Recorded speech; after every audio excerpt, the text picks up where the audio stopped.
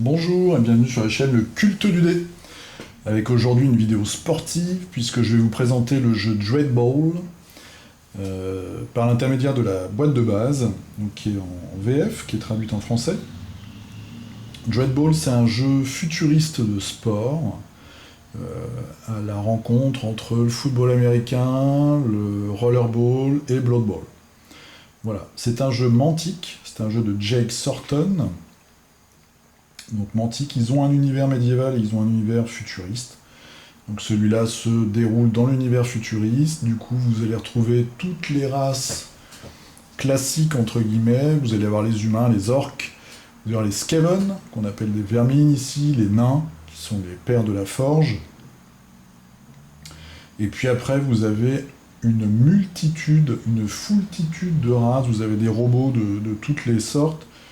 Vous avez des scarabées, des espèces de poulpes, vous avez des elfes, vous avez donc des gobelins, des orques, des hobgoblins, des prisonniers, des amazones, enfin il y a vraiment de tout.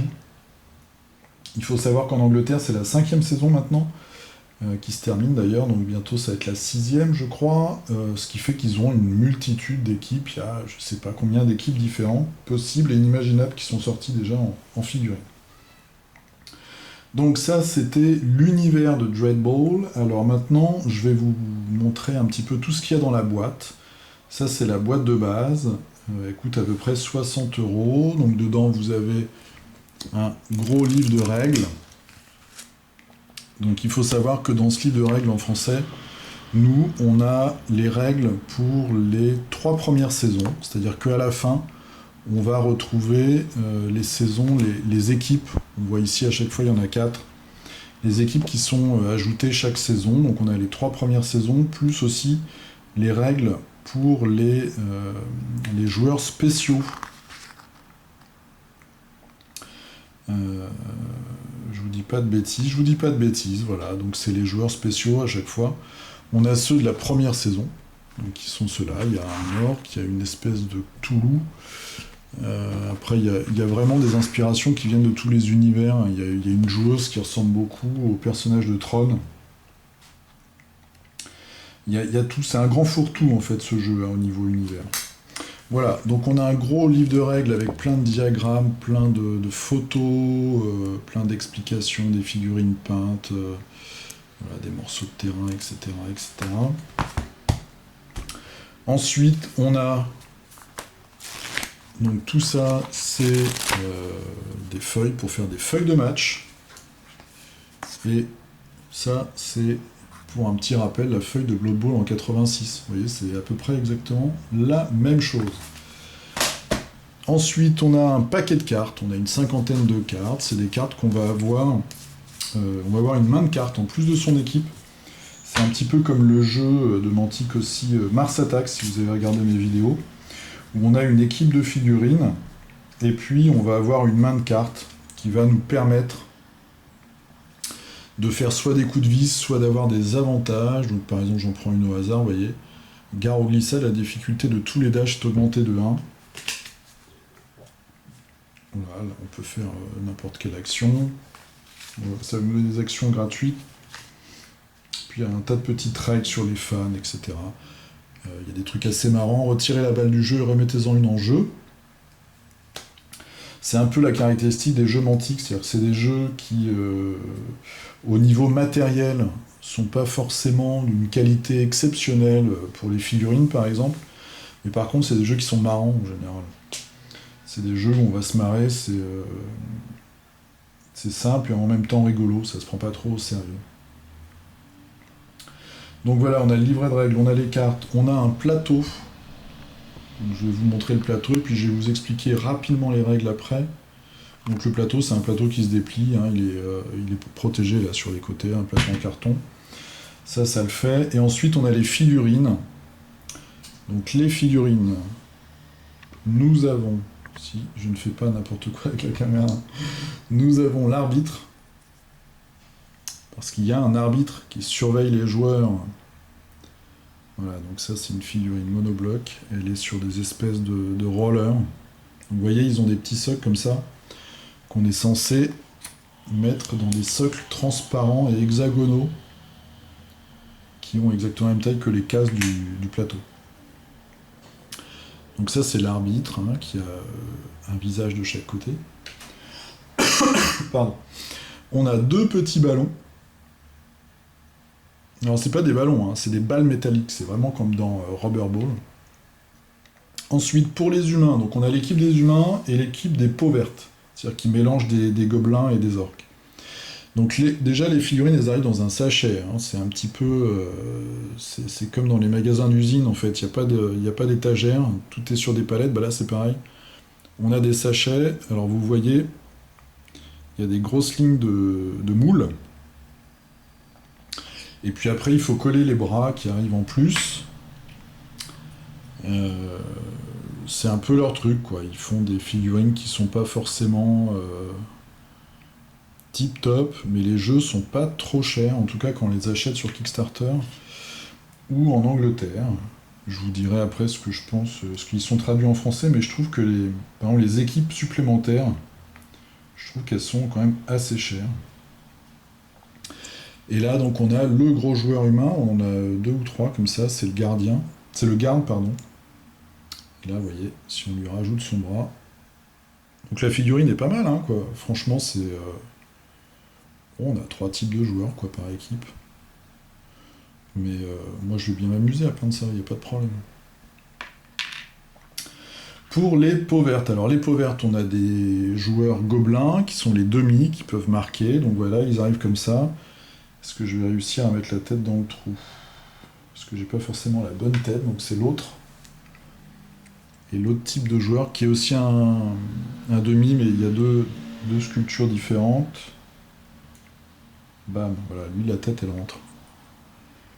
Donc, je vais vous montrer la tête. Comme j'ai rien collé, voilà, donc c'est le gobelin classique.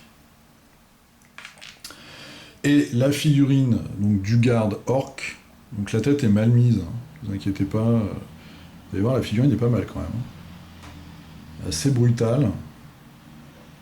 Elle est assez chouette. Donc il y a pas mal de boulot. Voilà, il va falloir ébarder tout ça, coller tout ça. Mais le résultat, franchement, je vais essayer de vous montrer une photo. Voilà, donc ça c'est le garde orc une fois peint. Ouais, il est bien peint, mais ça va, c'est du domaine... Bon, je peins pas comme ça encore, mais ça c'est le gobelin, et voilà les humains. Qui sont peints là assez simplement pour le coup. Est-ce que j'en ai une autre? Tiens, bah là j'ai tout. Voilà, j'ai tous les types. Les 3 types, donc ça c'est le buteur, le demi, le garde, et donc chez les peaux vertes on a 2 fois les demi, et le garde orc. Et là vous avez l'arbitre. Voilà. Donc ça c'était pour le matériel. Donc on a 10 figurines de chaque équipe, plus l'arbitre, ça fait 11 figurines, plus de ballons. Donc ça c'était le matériel. Maintenant je vais vous parler un peu des règles. Je suis un peu malade, alors je risque d'éternuer. Alors, vous voyez le plateau. Dans chaque moitié de terrain, vous avez 3 espaces comme ça, un peu plus lumineux que le reste, qui sont en fait les buts, les embuts. Donc par exemple, si je prends le côté bleu, vous voyez ces 3 cases là qui sont blanches, c'est les 3 endroits où on va pouvoir marquer des buts. Donc c'est un peu comme dans Rollerball, si vous avez vu le film, il faut lancer la grosse boule métallique, et elle va rentrer dans un trou, et ça va marquer un point. Alors, si vous êtes dans ces 2 zones-là, et que vous vous mettez sur, je vais me mettre là, avec les dés, il y a plus de dés dans la boîte, hein. Là j'en ai juste sorti quelques-uns. Si vous vous mettez ici, donc vous devez tirer là, vous allez marquer, je sais plus, je crois c'est 2 points. Si vous vous mettez ici, et que vous tirez, vous allez marquer quand même un but, mais vous marquerez moins de points. Et si vous faites la même chose de cette 3e zone là, qui est quand même plus éloignée de votre bord de terrain, vous aurez un bonus de points aussi. Voilà, donc ça c'est comment on marque les buts. Chose très importante et qui dynamise énormément le jeu, c'est quand on marque un but, les joueurs ne sont pas replacés dans leur zone. C'est-à-dire que l'action va continuer. On va relancer la balle sur le terrain, mais par contre, les joueurs, ils restent à la place où ils étaient. Donc, pardon. Ce qui fait que c'est très important de bien placer ces joueurs, d'avoir toujours des joueurs en défense. Parce que vous voyez, le terrain est quand même assez petit entre deux... voilà, le ballon peut arriver là, on est vite arrivé ici. Donc il y a toute une logique de placement, de défense, etc. Il faut savoir qu'il n'y a que certains types de joueurs qui peuvent marquer des buts. Par exemple, l'orc, lui, il peut pas, parce qu'il faut un gant spécial. Donc il n'y a que les demi et les buteurs qui peuvent marquer. Ensuite, évidemment, comme tout bon jeu de plateau avec des orques et compagnie, on peut blesser, bousculer, mettre KO ou tuer son adversaire.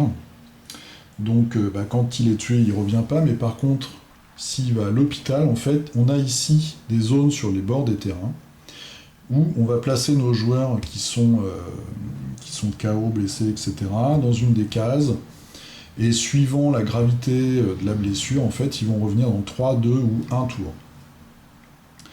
Et à la fin de cette blessure, ils vont se mettre ici et ils vont rentrer sur le terrain par cette case-là.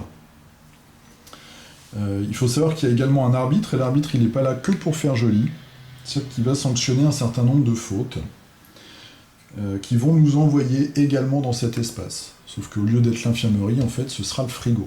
Mais c'est exactement la même mécanique. Par exemple, il y a une faute qui consiste à placer un de ces joueurs sur la sortie adverse, ce qui fait que ça va empêcher aux adversaires de faire sortir, de faire revenir sur le terrain plutôt leurs joueurs qui étaient soit sanctionnés par l'arbitre, soit blessés. Évidemment, ça c'est une faute qui est très grave, mais grâce aux cartes, et puis il faut jeter des dés, l'arbitre ne va pas forcément voir cette faute. Donc ça peut, et puis ça peut aussi valoir le coup d'empêcher pendant un tour votre adversaire de revenir sur le terrain. Donc il y a plein de petites mécaniques comme ça qui sont vachement intéressantes et qui ramènent de l'action et du dynamisme dans la partie. Au niveau du score, vous voyez qu'en haut on a une ligne, là on a la même en bas pour l'autre côté. On va avoir 14 tours et on a deux façons de gagner. Soit la partie va jusqu'au bout des 14 tours, qu'on appelle des offensives. Et là, on va compter, on va prendre le joueur qui a marqué le plus de buts, qui a marqué le plus de points, puisque certains buts ont plus de valeur que d'autres, et il va être déclaré gagnant. Ou alors, si pendant le match, un des deux joueurs a un avantage de 7 points sur l'autre, il y a une espèce de mort subite où il y a un gagnant qui est déclaré puisqu'on estime qu'il écrase son adversaire. Voilà. Donc je trouve que c'est un jeu, alors avant de l'acheter, j'ai regardé pas mal sur les forums, etc. J'ai discuté avec deux, trois amis. C'est un jeu qui est très dynamique, qui est assez rapide, et où on s'ennuie pas. Il se passe toujours quelque chose. Et qui, je pense, répare un petit peu les défauts où Blood Bowl, des fois, la situation s'enterrait un petit peu, même avec les figurines qui pouvaient courir, c'était pas toujours évident. Là, il y a ce côté très dynamique du fait qu'on replace pas ses joueurs quand un but est marqué, du fait que le terrain est assez petit quand même, et puis il y a ce système de cartes qui est assez amusant. Moi, je sais que je l'ai beaucoup apprécié, je l'apprécie beaucoup dans le jeu Mars Attack, parce que ça ramène du fun, ça ramène de l'imprévu, et c'est très agréable. Voilà, donc ça c'était un petit survol de cette boîte de base. Donc il faut savoir que maintenant ils en sont à la 5 ou 6e, bientôt 6e je crois, saison en Angleterre. Donc nous on a cette boîte qui fait les 3 premières, après on a 2 petits bouquins qui font les saisons 4 et 5. À chaque fois une saison ça ramène des équipes en plus, tout bonnement, avec des joueurs spéciaux en plus. Parce qu'on peut jouer en ligue aussi, il y a une règle évidemment, pour suivre son équipe, et on gagne de l'argent, on va remplacer ses joueurs, parce qu'il y en a qui vont mourir. On va en acheter des nouveaux, on peut sur certains matchs engager des joueurs spéciaux. Donc évidemment, chaque saison va ramener un petit peu de tout ça, quelques nouvelles règles. Il y a des règles maintenant sur les pom-pom girls, sur des événements de match, des choses comme ça. Il y a énormément d'équipes différentes, donc une très très grande variété d'équipes. Le truc, c'est qu'avec Mantic, faut faire attention. Des fois, il y a à boire et à manger dans les figurines. Il y en a qui sont vraiment pas top. Après, il en faut pour tout le monde. Si vous aimez les robots longilignes qui ressemblent bizarrement à des insectes ou à des elfes, c'est votre goût. Vous avez le droit. Mais il y a des figurines vraiment rigolotes. Il y a une équipe de requins marteaux. Il y a une équipe un petit peu qui ressemble à Toulouse. C'est assez sympa. Regardez aussi le prix, moi j'ai regardé vite fait, il y a différentes versions entre le début, où il y avait juste 10 figurines, puis après là ils ont rajouté les joueurs blessés. Il y a aussi des versions anglaises, des versions françaises, les prix sont pas les mêmes. Moi j'ai vu les équipes, ça va de 17 à 25 euros par exemple sur le site où je vais d'habitude.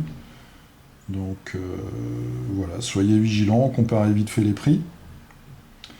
Il y a une version aussi extrême, c'est-à-dire que c'est des Kickstarter, donc ils ont fait ce Kickstarter-là au début qui a bien marché, puis ils ont fait un autre l'année dernière, je crois. Sur une version extrême, c'est la version illégale, entre guillemets, du jeu, donc il n'y a pas d'arbitre. On peut jouer à plus que deux, donc il y a des grands terrains. C'est un peu le foutoir. Et puis on met aussi des obstacles sur le terrain, des caisses qui peuvent exploser. Des obstacles, etc. Enfin, il y a plein de choses comme ça assez marrantes. C'est encore plus aléatoire, je pense, que le jeu de base Dreadball. Voilà, bah écoutez, je vous donnerai des infos sur la suite de mes aventures. Là, je vais commencer par peindre les humains. Et puis, quand j'aurai peint tout ça, ou trouvé un adversaire avec une équipe peinte, ce qui est le plus difficile en fait, eh bien, je vous ferai un petit match. Voilà, je vous dis à la prochaine. Donc j'espère que ça vous a donné des infos sur ce jeu, sur le contenu de la boîte de base. Je vous dis aux alentours de 60 €. Et je vous dis à la prochaine pour un nouveau jeu ou des figurines. A plus, salut!